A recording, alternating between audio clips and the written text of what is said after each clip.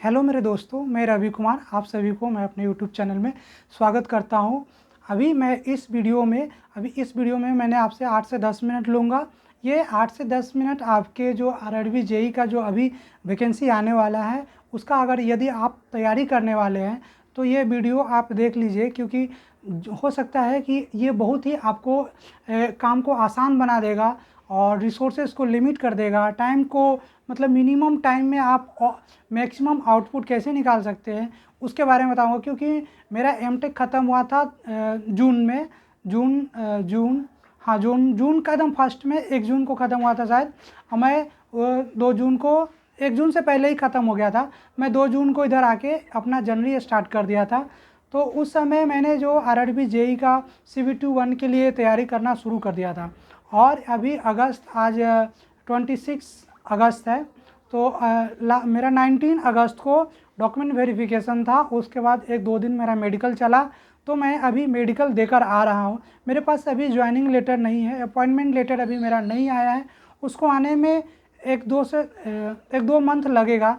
पर मुझे अभी और भी आगे का पढ़ाई करना है। तो मैं ये जो अभी बोर्ड पे मैं जो पूरा आरआरबी जेई के लिए जो इसको बनाया था, जो तैयारी के दौरान जो इसको डिज़ाइन किया था, कैसे कैसे किया था, तो ये मैं पूरा इरेज करने वाला हूँ। तो उससे पहले मैं सोचा कि आपके बारे में आपके लिए एक 8 से 10 मिनट का एक वीडियो रिलीज़ कर दूँ। ठीक है, ये इंट्रोडक्शन मुझे हो गया कि इस वीडियो में मैंने क्या। तो चलिए शुरू करते हैं। CBT-1, अब जैसा कि आप जानते हैं कि CBT-1 होता है और उसका CBT-2 होता है। उसके बाद डॉक्यूमेंट वेरिफिकेशन और मेडिकल होता है। तो CBT-1 में 100 मार्क्स का क्वेश्चन होता है, जो कि आप जानते हैं 25 का, और फिर रीजनिंग होता है, फिर मैथ होता है, और उसके बाद जो साइंस और फिर नॉन टेक होता है। तो इसको कवर कैसे करना है, क्योंकि हम लोग टेक्निकल वाले स्टूडेंट हैं, नॉन टेक हम लोग का 0 होता है, मैथ रीजनिंग ये सब आता नहीं है। तो उस समय मैंने क्या क्या था, मैं शुरू यहाँ पे आया। यहाँ आने से पहले मैं एमटेक करा था 22 से 24 NIT सिलचर से, जैसा कि आप लोग जानते होंगे जो पहले से भी वर्ष होंगे मेरे। तो वहाँ पे मैंने जो पहला साल जो होता है वो प्रोजेक्ट वर्क होता है। तो प्रोजेक्ट के साथ साथ मैंने बहुत सारे कोर्स को, जैसे मैथ रीजनिंग का ये सिलेबस मैंने कवर कर लिया था, साइंस भी कवर कर लिया था। उसके बाद मैं यहाँ आया था, मैंने पूरा दिमाग में प्लान करके रखा था कि अगले 1 साल मुझे क्या क्या करना है, क्या क्या। आप जैसा कि जानते हैं कि IIT गुवाहाटी, IIT BHU दोनों में मेरा सिलेक्शन हो गया था। मैंने दोनों छोड़ दिया। मेरे फ्रेंड्स लोग मुझे ताना मार रहे थे, पागल हो गया है क्या, कौन IIT छोड़ता है भाई। पर मेरा कुछ मकसद ये अलग था। मुझे कंफर्ट, मैं IIT का कैंपस भी मुझे कंफर्ट नहीं लग रहा था कि वहाँ पे मतलब क्या है। तो उससे मैंने क्या किया कि IIT गुवाहाटी, IIT BHU मैंने छोड़ दिया। मैंने आरआरबी जेई और बिहार का असिस्टेंट इंजीनियर का जो एग्ज़ाम था उसको मैंने फोकस करके रखा था कि नहीं, मुझे ये सब एग्ज़ाम्स जो हैं मुझे 1 साल में कवर करके किसी भी हाल में मुझे निकलना है इधर से। जैसा कि आप जानते हैं कि कोयले खान से हीरे निकाला जाता है। ये जो जनरल कंपटीशन का जो एग्ज़ाम है ना, ये कुछ ऐसा ही है। आपको मतलब कि यहाँ पे लाखों लोग, सोचिए आरआरबी जेई में 7,000 वैकेंसी था, उसमें कितने लाखों लोग भरे होंगे। 4-5 लाख लोग तो एक्टिव होंगे ही, जो रेगुलर तैयारी कर रहे हैं। नहीं तैयारी करने वाले तो जो लोग होते हैं वो तो फॉर्म फिलअप करते हैं, आते जाते हैं, उनसे उतना फ़र्क नहीं पड़ता। लेकिन जो प्रॉपर जो तैयारी कर रहा है, जो प्रॉपर मतलब कि फोकस है, उससे आपको लड़ना है, उससे आपको फाइट करना है। तो कैसे फाइट करना है तो इससे पहला स्टेज होता है किसी एग्जाम का, पहले रिसोर्सेज को कलेक्ट करना। जो टू द पॉइंट उससे पूछे, रिसोर्सेज कलेक्ट करके सही जो एजुकेटर्स हैं उसको कलेक्ट करना। तो मैंने बहुत इधर से उधर दिमाग ख़राब किया। मैंने कोशिश किया कि आरआरबी जेई का जो CBT-1 का जो इसका जो स्टैंडर्ड है, इस स्टैंडर्ड से एक स्टैंडर्ड ऊपर मैंने गया। मैंने नॉनटेक का 2-3 एग्ज़ाम को मैंने ALP हुआ, टेक्नीशियन हुआ, ये सब एग्ज़ाम है। जैसे कि देखिए, मैंने अभी देखिए ये कि ओपन टेस्ट है आस एजुकेशन का, SK झा का, ALP का, टेक्नीशियन का, RPF का, BSSC का, और फिर कौटिल्य GS का जो तैयारी था, मतलब कि दरोगा का, BSSC का जितना भी टेस्ट था मैंने सारा टेस्ट लगा दिया था अगले साल। क्योंकि मुझे पता है कि यहाँ पे 3-3 साल से लोग टेस्ट लगा रहे हैं। तो मैं एक दिन में मिनिमम 2 टेस्ट तो मिनिमम लगाता ही था। अगर टाइम मिल जाता तो मैंने 3-3 टेस्ट लगा देता था। देखिए जैसे कि ये SK झा सर का ये आरआरबी जेई का टेस्ट है। एक टेस्ट 15 रुपये का टेस्ट आता। मैं पैसा को कभी मायने रखा ही नहीं, पैसा को मैंने एकदम सेकेंडरी चीज़ कर दिया, क्योंकि मेरे और मेरे टारगेट के बीच में पैसा नहीं आना चाहिए। इसके लिए हमारे कौशल सर हैं, हमारे जो एमटेक के जो गाइड्स है वो हैं, हमारे सीनियर्स हैं, तो सुबोध सर हैं, जो कृष्ण राजकुमार भैया हैं, और पेरेंट्स हैं जो मेरा ब्रदर सिस्टर्स है, वो लोग भी मुझे कंसिस्टेंटली पैसा, और जो प्रशांत है, रवि ने, बहुत सारे उन लोग लाइन है, मतलब सबसे हर महीने कभी इनसे कभी उनसे कभी उनसे, क्योंकि टेस्ट सीरीज में हर 15 रुपये का टेस्ट है, तो 40 से 50 रुपये का टेस्ट मैं डेली लगा देता था, क्योंकि मुझे पता था कि रूम रेंट में जब 50-60 रुपये डेली जा रहा है तो टेस्ट देना चाहिए, क्योंकि टेस्ट में कंजूसी कर रहे हैं ना तो आपको रूम रेंट वाले वो ले लेंगे, काहे कि अगर आपका 1 साल रिजल्ट नहीं होता है तो अगले 3-4 साल तक रूम रेंट पे करना पड़ेगा। इसके लिए मैंने टेस्ट से कोई कंप्रोमाइज़ नहीं किया। हो सके तो मैं खाना एक टाइम नहीं बनाया, भूखे रह गया, सब्जी नहीं बनाया, लिट्टी चोखा खा के चाहे जैसे भी हुआ वो खाना खा के, मतलब कि दोपहर के सुबह का खाना में मिस कर देता था।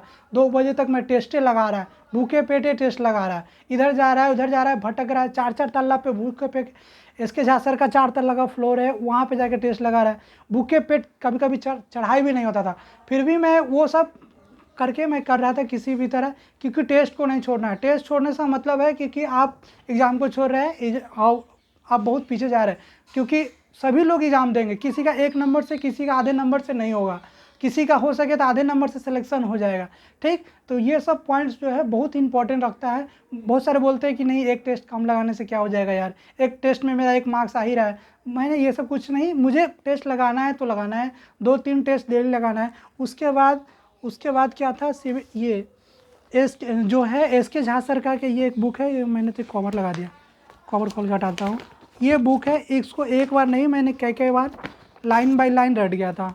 ये जो है एनसीईआरटी का जो जानते हैं लाइनर है, क्योंकि आप एनसीईआरटी पढ़ नहीं पाएंगे, लेकिन इसका जो है इसमें तीन है, फिजिक्स है, केमिस्ट्री है, बायोलॉजी है, जो कि आपको CBT 1 के लिए काम करेगा। और बहुत सारे बुक है उधर जो भी मैंने पैक कर दिया। हल्का सा कैमरा इधर कर दीजिए भैया, मैंने फ़िलहाल जो उधर जा रहा था मैं मेडिकल वेरिफिकेशन के लिए तो पैक कर दिया। उसके बाद ये तो जानते हैं, इसको मैंने एक नहीं कई बार इसको लगा दिया, एक नहीं कई बार, क्योंकि इसमें प्रीवियस ईयर क्वेश्चंस है। ये आप इसको रट जाइए क्योंकि सेम टू सेम क्वेश्चंस आने वाले हैं, ऐसा नहीं है कि अब अलग क्वेश्चन उसका फ्रेम होते। दरोगा का क्वेश्चन मैंने कितना लगा दिया, ग्रुप डी का एक क्वेश्चन लगा दिया। लोग कहते हैं अरे भाई ग्रुप डी का क्यों, जेई का तैयारी कर रहा है, ग्रुप डी का टेस्ट देगा, BSSC का टेस्ट लगा दिया, बहुत सारे टेस्ट, इतना मैंने टेस्ट जितना लगा दिया कि बोरा भर के मैंने टेस्ट लगा दिया। अब BSSC का टेस्ट मैं कभी नहीं छोड़ा, 200 300 BSSC लगा दिया, कितना कम समय में। RRB JEE का लगा दिया, RPS लगा दिया, ओपन टेस्ट, बहुत सारे टेस्ट लगा दिए। ये तो थोड़ा सा है, बाकी सबको मैं इधर उधर बोरा में सब पैक कर दिया हूँ। RPF लगा दिया, सब बहुत सारे टेस्ट लगा दिए, सबका डिस्कशन देख लिया, उसके बाद देख रहे।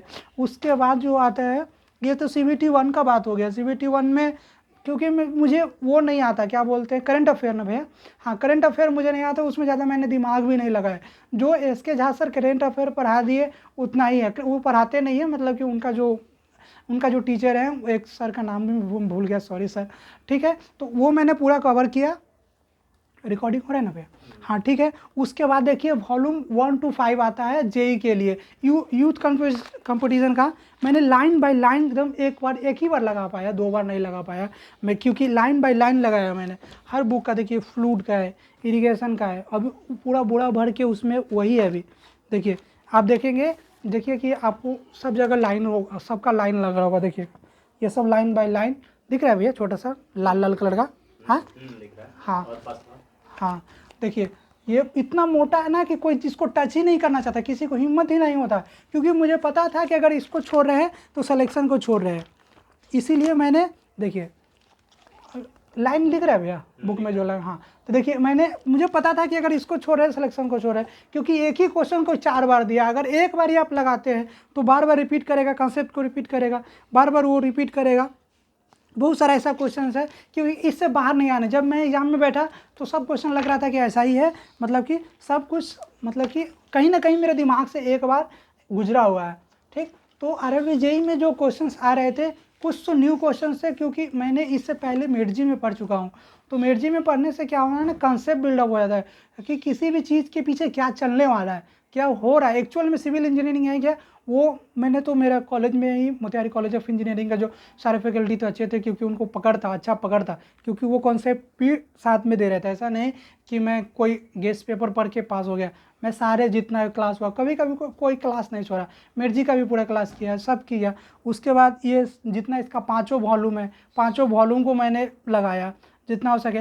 उसके बाद ये सब के बारे में मैं बताना चाहता हूँ। भैया थोड़ा पास आ पाएंगे क्या, थोड़ा सा पास आएंगे। देखिए ये वाला जो मेरा चीज़ है, यहाँ पे मैंने सिलेबस को मैंने पूरा लिख रखा है कि किसका कितना वेटेज है। वेटेज के अनुसार से यहाँ पे मेरा जो कितना किसका वेटेज है देख सकते हैं। उसी के अनुसार से मैं टाइम भी दे देता था कि इसका वेटेज अगर 15 है, इसका अगर किसी का ज़्यादा वेटेज है तो उसको ज़्यादा टाइम देता था, उसको 1.5 घंटा से 2 घंटा पढ़ता था। जिसका कम वेटेज था उसका 1 घंटा, डेली 1 घंटा 2 घंटा पढ़ते रहता था। ये सब सिलेबस मैंने लिख रखा था। जो छोटा छोटा पॉइंट देख रहे, ये छोटा छोटा पॉइंट्स है जो मुझे याद ही नहीं होता, बार बार मैं कन्फ्यूजन होता था।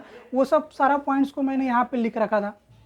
ये सब देख रहे छोटा छोटा पॉइंट्स को मैंने लिखा ये। और ये सब जितना भी नॉनटेक का जो पॉइंट्स है, जितना भी क्लास में होता था, जो क्वेश्चंस बार बार रिपीट करते थे ना, उसको मैं यहाँ पे आके लिख देता था।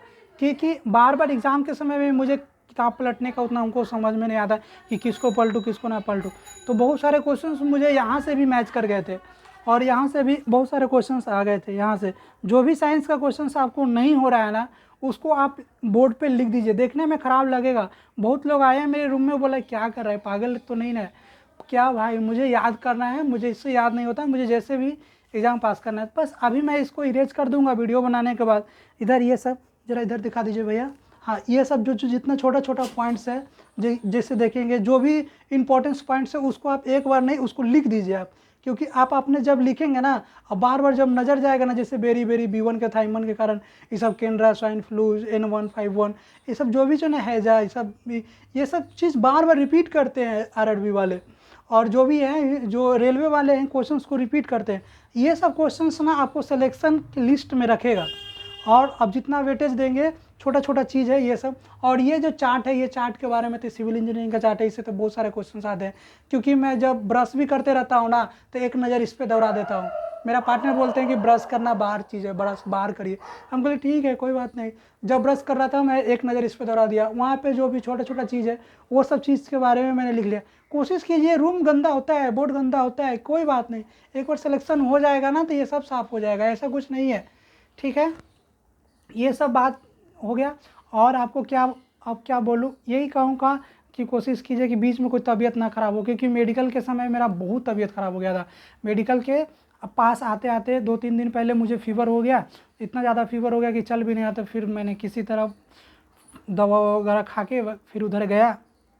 फिर वहाँ गया मेडिकल में, मेरा जो ब्लड टेस्ट हुआ, जो यूरिन टेस्ट हुआ, ये सब टेस्ट हुआ, तो उसमें भी फ़ीवर आ गया था।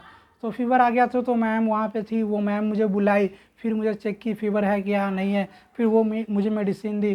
तो अब जैसे कि बता दें, मेरा सिकंदराबाद जोन था RRB सिकंदराबाद, वहाँ से फिर मेरा मेडिकल गुंडकल को भेज दिया, आंध्र प्रदेश में पड़ता है, बहुत दूर है उधर। तो वो सब मैनेज हो जाता है, वो सब कोई ज़्यादा इशू नहीं है। आप वो फ्लो के साथ जो गाना सुने ना कि अगर चले तो चल ही जाओगे, ऐसा कुछ करके आता है ना कुछ, वो भी मैं भूल गया, कोई बात नहीं। अगर आपको कुछ डाउट होता है इसके रिगार्डिंग तो आप मुझे पूछ सकते हैं, क्योंकि मेरे पास इतना टाइम नहीं रहता। मैं 1 साल से यूट्यूब को बंद करके रखा था, क्योंकि मैं कोई कुछ पूछता था तो मैं बता देता था, लेकिन कोई वीडियो अपलोड नहीं कर रहा था, क्योंकि मुझे पता है मेरा यूट्यूब से मेरा टाइम जा रहा था, तो इसीलिए मैं यूट्यूब पे कोई वीडियो नहीं डाला था। अभी मेरा एक एग्ज़ाम क्लियर हो गया, फिर अभी एक वीडियो बनाया हूँ। हो सके फिर मैं कुछ दिन के लिए यूट्यूब से आप लोग से क्षमा चाहूँगा, बीच में कोई मैं वीडियो अपलोड नहीं करूँगा, क्योंकि मुझे मेरा फुल काम है। अभी मैं असिस्टेंट इंजीनियर का एग्ज़ाम जो है RRB JEE के चक्कर में मेरा असिस्टेंट इंजीनियर का एग्ज़ाम उतना अच्छा नहीं गया, क्योंकि मैं ठीक से टाइम को मैनेज नहीं कर पाया। बहुत एग्ज़ाम बड़ा एग्ज़ाम था बिहार का, और 3-4 एग्ज़ाम मैंने मिस किया एक एग्ज़ाम के चक्कर में। पर कोई नहीं, उधर मेरा सिलेक्शन हो जाए, उधर बहुत अच्छा है, सेंट्रल गवर्नमेंट का है फिर। लेकिन अभी मुझे एक एग्ज़ाम के लिए अभी लगना है, तो मैं उसमें लगूँगा, और थोड़ा सा आपसे समय चुराऊँगा, उसके लिए मैं माफ़ी चाहता हूँ आपसे। और असिस्टेंट अभी प्रोफेसर का अभी वैकेंसी आने वाला है, तो मैं कोशिश करूँगा कि उसमें मेरा हो जाए। और चलिए, बहुत बहुत धन्यवाद, थैंक यू सो मच।